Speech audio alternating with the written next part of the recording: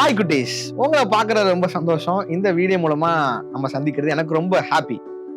பொதுவாகவே நம்ம கிறிஸ்மஸ் டைம்ல எல்லாருமே நம்ம வீட்டுக்கு வெளியில நிறைய பார்க்கறது என்ன தெரியுமா? Christmas stars. ஓகே, சூப்பரா சொன்னீங்க. கிறிஸ்மஸ் ஸ்டார்ஸ் எப்பவுமே நம்ம வீட்டுக்கு வெளியே தொங்க விடுவோம். ஏன்னா நம்ம கிறிஸ்மஸை செலிப்ரேட் பண்ற விதமா ஸ்டார்ஸ் தொங்க விடுவோம். அது மட்டும் இல்லாம ரொம்ப முக்கியம் என்ன தெரியுமா? கிறிஸ்மஸ் ட்ரீஸ்ல கிஃப்ட்ஸ் இருக்கும்.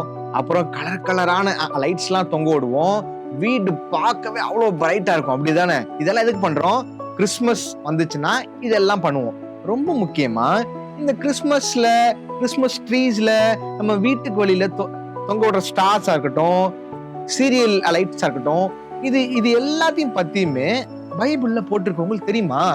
அந்த வெளிச்சத்தை பத்தி பைபிள்ல போட்டிருக்கு. என்னன்னா கேக்குறீங்க, பைபிளோட ஸ்டார்டிங்ல நம்ம எல்லாருக்கும் தெரிஞ்ச வசனம் என்ன தெரியுமா? நம்மள சேர்ந்து சொல்லலாமா?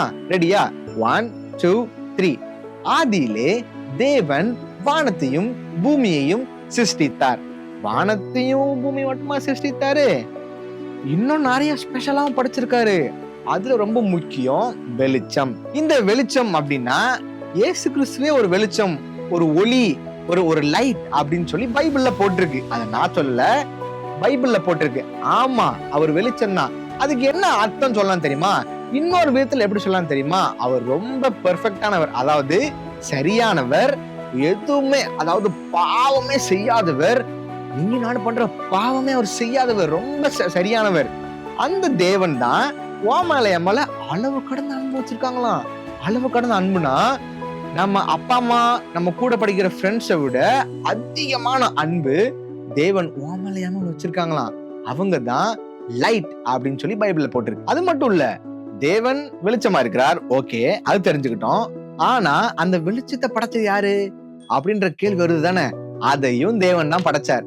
வெளிச்சத்தை மட்டும் இல்ல, அவர் 4th டே சூரியன், சந்திரன், நட்சத்திரம், இத கூட 4th டே படைச்சாரு. அந்த நட்சத்திரத்தை படைச்சார்ல, அந்த நட்சத்திரம் அதாவது ஸ்டாருக்கு ஒரு முக்கியமான வேலை கொடுத்தாரு. என்ன தெரியுமா முக்கியமான வேலை? ரொம்ப வருஷத்துக்கு முன்னாடி கிழக்கு பக்கமா, அதாவது இங்கிலீஷ்ல ஈஸ்ட் பக்கமான்னு சொல்லுவாங்க, அந்த பக்கம் இருந்து ஞானிகள் அந்த நட்சத்திரத்தை பார்த்து ஒரு குட்டி குழந்தை பிறந்திருக்கு அப்படின்ற செய்தியை தெரிஞ்சு அந்த நட்சத்திரத்தை ஃபாலோ பண்ணியே வந்தாங்க. யார் அந்த குட்டி குழந்தை? நட்சத்திரமே அவங்களுக்கு வழிகாட்டுதுன்னா அந்த குழந்தை கொஞ்சம் ஸ்பெஷலா தானே இருக்கும் அப்படின்னு சொல்லி அந்த நட்சத்திரத்தை ஃபாலோ பண்ணியே வந்தாங்க. அந்த குழந்தைய பார்க்கும் போது அவங்க ஒரு 3 கிஃப்ட் எடுத்து வந்தாங்க. என்ன தெரியுமா? ஒண்ணு தங்கம், ஒண்ணு தூபவர்க்கம், இன்னொன்னு வெள்ளைப்போளம். என் கூட சொல்லுங்க.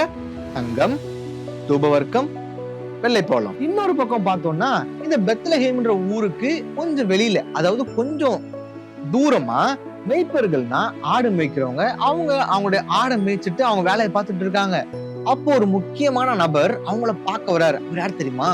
அவர்தான் தேவதூதன். இந்த தேவதூதன் வந்து அவங்களுக்கு ஒரு முக்கியமான ஸ்பெஷலான ஒரு செய்தியை சொன்னார். என்ன தெரியுமா? அதுதான் இயேசு கிறிஸ்துவின் பிறப்பு. இயேசு கிறிஸ்து யாரு அப்படின்னு தானே கேக்குறீங்க. நிறைய பேருக்கு தெரிஞ்சிருக்கும், நானும் சொல்றேன், கேட்டுக்கோங்க. அந்த இயேசு கிறிஸ்து யாருன்னா தேவனுடைய குமாரன். அவரு பாவமே செய்யாதவரு, நம்மள மாதிரி எந்த தப்பும் செய்யாதவரு. நீயும் நானும் நம்மளுடைய சிந்தனையில, நம்மளுடைய பேச்சுல, நம்மளுடைய செயல்ல எதெல்லாம் தேவனுக்கு பிடிக்காம செய்யறோமோ அதெல்லாம் பாவம்னு சொல்லுவோம். அந்த பாவத்துக்குரிய தண்டனைய அவர் எடுக்கணும்னு சொல்லி ஒரு குட்டி குழந்தையா தான் இயேசு கிறிஸ்து பிறந்தார்.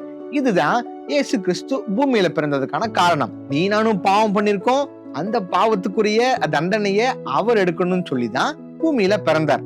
இந்த மெய்ப்பர்கள் இந்த செய்தியை கேட்டு என்ன பண்ணாங்கன்றத நம்ம தெரிஞ்சுக்க போறோம். இந்த மெய்ப்பர்கள் செய்தி வந்துருச்சு. அவங்க என்ன பண்ணாங்க தெரியுமா? அவங்க டிராவல் பண்ணி இயேசு கிறிஸ்து எங்க பிறந்தாரோ அந்த இடத்துக்கு போய் அவரை பார்க்க போனாங்க. அவங்களுக்கு ரொம்ப சந்தோஷம். அதுக்கப்புறம் ஞானிகள் வந்தாங்க, அவங்க வந்து அவங்களும் பார்த்தாங்க.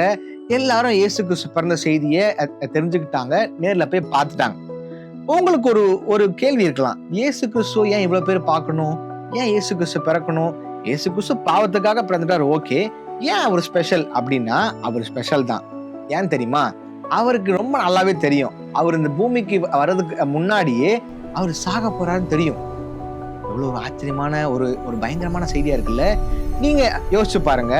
நம்ம நாளைக்கு நம்ம சாக போறோம் அப்படின்னு நம்ம டாக்டர் சொல்லிட்டாங்கன்னா எப்படி இருக்கும்? நம்மளால அதை யோசிச்சே பார்க்க முடியல. ஆனா இயேசு கிறிஸ்துக்கு அவர் பிறக்கிறதுக்கு முன்னாடியே அவர் சாக போறார் இந்த பூமிக்கு வந்து அப்படின்னு நல்லாவே தெரியும். அது தெரிஞ்சும் கடவுளுடைய தேவனுடைய சித்தம் இதுதான் அப்படிங்கிறதுக்காக நம்ம பாவத்துக்குரிய தண்டனையை எடுக்கிறதுக்காக அவர் பூமிக்கு வந்தார். ஆமா, இயேசு கிறிஸ்து பிறந்ததுக்கான காரணம் இதுதான். அது நிறைவேறுச்சு. எப்ப தெரியுமா? இயேசு கிறிஸ்து குழந்தையா இருந்து அவர் வளர்ந்து வளர்ந்து வளர்ந்து வந்து அவர் சாதாரண மனுஷனா வளர்ந்தார்.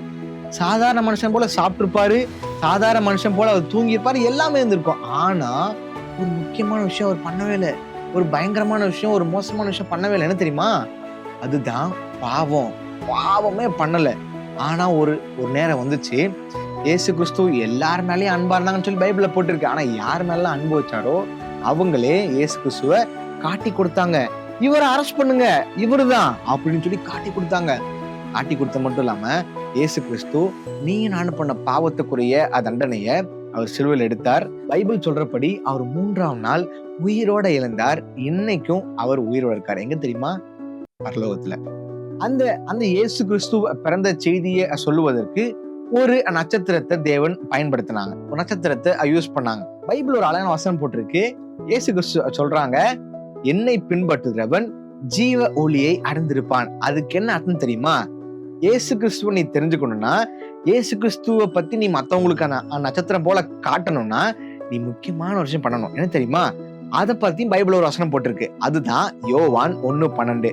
அவருடைய நாமத்தின் மேல் விசுவாசம் உள்ளவர்களாய் அவரை ஏற்றுக்கொண்டவர்கள் எத்தனை பேர்களோ அத்தனை பேர்களும் தேவனுடைய பிள்ளைகளாகும்படி அவர்களுக்கு அதிகாரம் கொடுத்தார் அப்படின்னு சொல்லி போட்டிருக்கு. யாரெல்லாம் உண்மையா நம்பி இயேசு கிறிஸ்து என்னோட பாவத்துக்காக சிலுவையில உயிரை கொடுத்தார், நான் அதை நம்புறேன், எனக்காக தான் இவ்வளவு செஞ்சாரு, என் உள்ளத்துல வாங்க இயேசப்பான்னு சொல்லி யாரெல்லாம் இந்த ஜெபத்தை உண்மையா பண்றாங்களோ அவங்க எல்லார் உள்ளத்திலையும் இயேசு வருவார், அவரு பிள்ளையா மாத்துவார். அது நான் சொல்ல, அது பைபிள்ல போட்டிருக்கு. அது மட்டும் இல்ல, இயேசு கிறிஸ்துவ உண்மையா உள்ளத்துல கூப்பிட்ட யாரா இருந்தாலும் சரி அவருடைய பிள்ளைய மாத்திருவாது. அது நம்ம உண்மை தெரிஞ்சுட்டோம், பைபிளையும் போட்டிருக்கு. ஆனா அதுக்கப்புறம் அந்த நட்சத்திரம் எப்படி இயேசு கிறிஸ்துவ காட்டுச்சோ அதே போல நீயும் நானும் இயேசு கிறிஸ்துவ மத்தவங்களுக்கு காட்டுற ஒரு நட்சத்திரமா இயேசு கிறிஸ்து என்னையும் மாத்த முடியும்.